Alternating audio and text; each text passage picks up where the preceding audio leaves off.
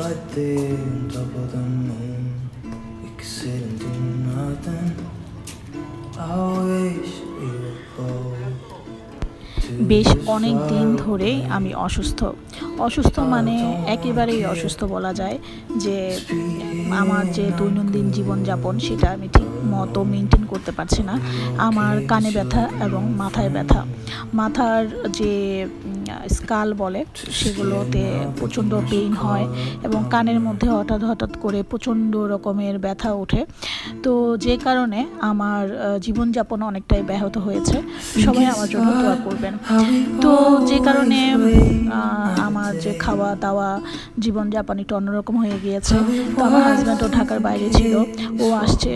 আর যেহেতু প্রায় 2 সপ্তাহের মতো ওর সাথে আমার দেখা ছিল না, সে কারণে আমরা একটু বাইরে সময় কাটালাম। তো সন্ধ্যাবেলা, এটা হচ্ছে সেপ্টেম্বরের 9 তারিখে সোমবার, আমরা আমার বাসার কাছেই হচ্ছে the central plaza by central যেটাই বলি, সেখানে গেলাম। এটা হচ্ছে একটা ফুড কোর্ট হয়েছে, এখানে মিনা বাজার আছে। আমাদের দৈনন্দিন কিছু কেনাকাটা দরকার, তো আমরা সেই কারণে মিনা বাজারে গেলাম, জিনিসপত্র দেখে আসলাম। তারপর ভাবলাম যে ডিনারটা এখানেই করি।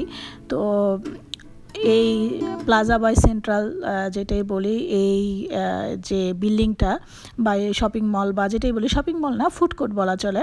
এখানে বেশ কয়েকটাই খাবারের দোকান আছে। একটা হচ্ছে সিক্রেট রেসিপি নিচতলায়, দোতলায় আছে হচ্ছে KFC এবং পিৎজা হাট, আরেকটা আছে হচ্ছে ফিট আপ ক্যাফে। তবে KFC আর হচ্ছে পিৎজা হাট এই দুইটা খুবই চলে, এখানে প্রচুর পরিমাণে মানুষ থাকে। ফিট আপ ক্যাফেটাও চলে মোটামুটি, ওটার লোকেশন মানে বসার জায়গাটা খুবই সুন্দর, কিন্তু হলেও কেন জানি মানুষ পিৎজা হাট আর হচ্ছে KFC যেহেতু অনেক জনপ্রিয়, এই দুটার মধ্যে বেশিরভাগ মানুষ বসে। তো আমরা কি খাবো এখানে দেখছিলাম। আর যেহেতু একেবারেই ডিনারটা করতে চাচ্ছি, তো এই সেটটা আমার হাজব্যান্ড অর্ডার করলো।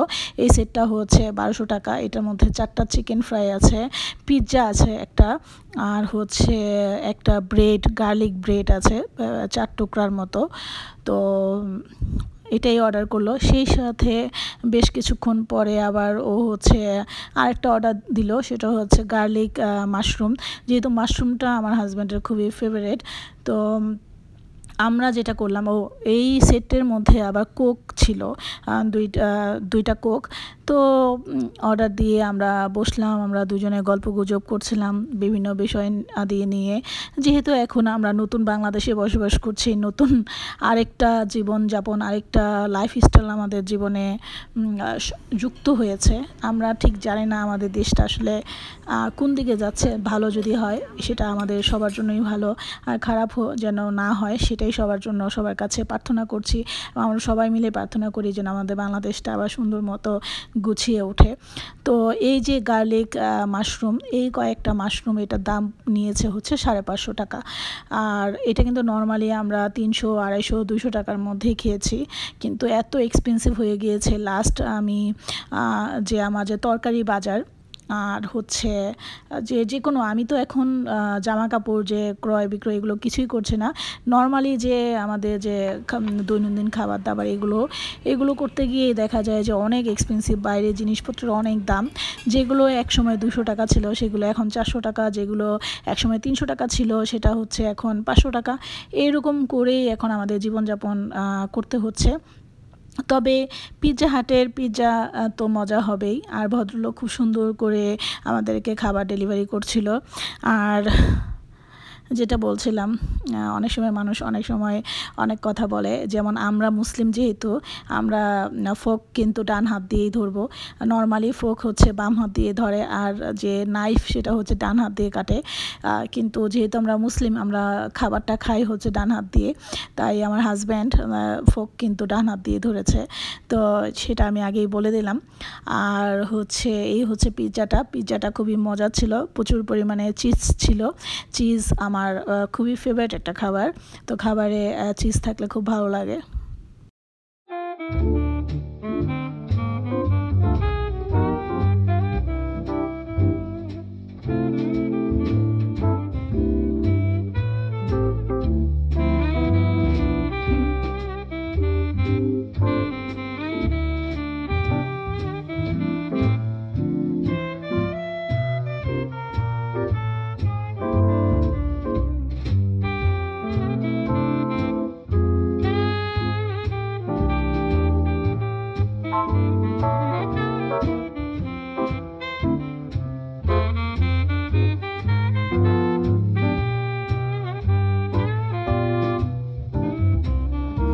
এই গার্লিক ব্রেডটা বেশ মজা ছিল, যদিও সাইজে খুবই ছোট, দাম অনুযায়ী টোটাল এখানে হচ্ছে 1200 টাকা খাবার। 1200 টাকা খাবার হিসেবে আমার মনে হয় কমই।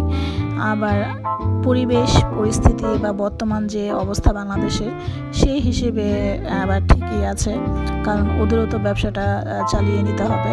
তো চিকেন, গার্লিক ব্রেড আর হচ্ছে পিৎজা সব কিছুই মজা ছিল। তারপর হচ্ছে মাশরুম, যেটা গার্লিক মাশরুম, সেটাও মজা ছিল। তো এই ফাঁকে আমি কিছু ভিডিও করলাম।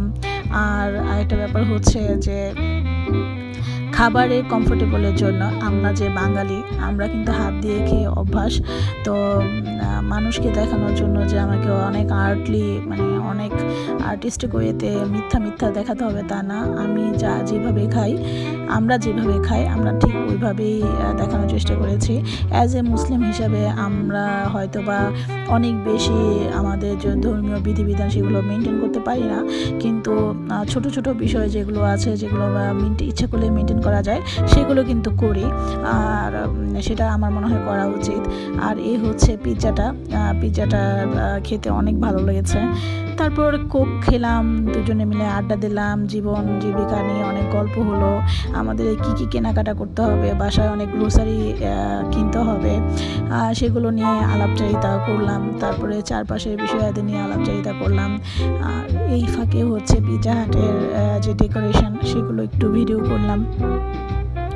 আমরা 9টার দিকে গিয়েছিলাম, সেখানে দেখলাম 9টার পর অনেক মানুষ এসেছে। তার মানে হচ্ছে পিৎজা হাটটা সবসময় মানুষজনে একেবারে পরিপূর্ণই থাকে, সবাই মোটামুটি খাওয়া দাওয়া করতে চায়। তো আমাদের খাওয়া দাওয়া শেষ, আমরা চলে আসলাম আমাদের বাসায়। আর এই পিৎজা হাটটা হচ্ছে এলিফ্যান্ট রোডে দ্য প্লাজা সেন্ট্রালের দোতলায়। এখানে বেশ কয়েকটা ফুড কোর্ট হয়েছে। আর কেউ যদি এই ফুড কোর্টে আসতে চান, খুবই সহজ। এটা বাটা সিগন্যাল থেকে খুবই কাছে, হাতির পুলে যাওয়ার পথে বাম দিকে প্লাজা সেন্ট্রালে সেকেন্ড ফ্লোরে। তো আমার ব্লগে আমি আমার দৈনন্দিন জীবনযাপন জীবনলিপিটা শেয়ার করতে ভালোবাসি, যেহেতু আমি ডেইলি লাইফস্টাইল ব্লগার। আমার জীবনটা কেমন, আমি কিভাবে জীবনযাপন করি, সেই জীবন কারো কোনো কাজে লাগে কিনা আমি জানি না। কিছু মানুষ হয়তো আমাকে প্রশংসা করে যে আমি যে কোনো পরিস্থিতিতে ভালো থাকার চেষ্টা করি, আর সেটা আমার মনে হয় সবারই করা উচিত, আর আমি সেটাই শেয়ার করি। তো বেশ অনেক দিন হয়েছে আমিও ঢাকার বাইরে ছিলাম, তো যে কারণে অসুস্থতার কারণে নিজে যত্ন নিতে পারিনি। তো এই ফাঁকে হচ্ছে আমার হাজব্যান্ড গেল গ্রোসারি কিনতে, আর আমি আমার ওই প্লাজা সেন্ট্রালের সামনেই হচ্ছে এই পার্লারটা, গ্লাম আপ বা ইসরাত, সেখানে গিয়ে ভুরু প্লাগ, আপার লিপ, নিজের কিছু একটু যত্ন নিলাম। তো আপুগুলো বলছিল, আপনাকে দেখতেই বোঝা যাচ্ছে আপনি খুবই অসুস্থ। আমি আসলে অনেক অসুস্থ, সবাই অনেক দোয়া করবেন আমার জন্য। জানি না মানুষের বদনজর লেগেছে কিনা, লাগতেও পারে। ইদানিং অনেক আধুনিক মানুষ যারা আছে, যেহেতু কোরআন শরীফের বদনজরের কথাটা স্পষ্টভাবে লেখাই আছে, তো আমি অনেক ব্লগে আমি নিজের চেহারা দেখাই না, আমি চেষ্টা করি আউটসাইডে থাকতে। তারপরেও মনে হয় যে মাঝে মাঝে একটু দেখানো উচিত, যাতে হচ্ছে যেহেতু ইউটিউব একটা প্ল্যাটফর্ম, এখানে আমি যেহেতু ব্লগার, তো আমাকে তো দেখাতেই হবে। তো সবাই আমার জন্য দোয়া করবেন। নিজের যত্ন নিয়ে বাসায় ফিরলাম, আলো আঁধারের রাত, অনেক দিন পর ঢাকার পরিবেশটা একটু উপভোগ করছিলাম।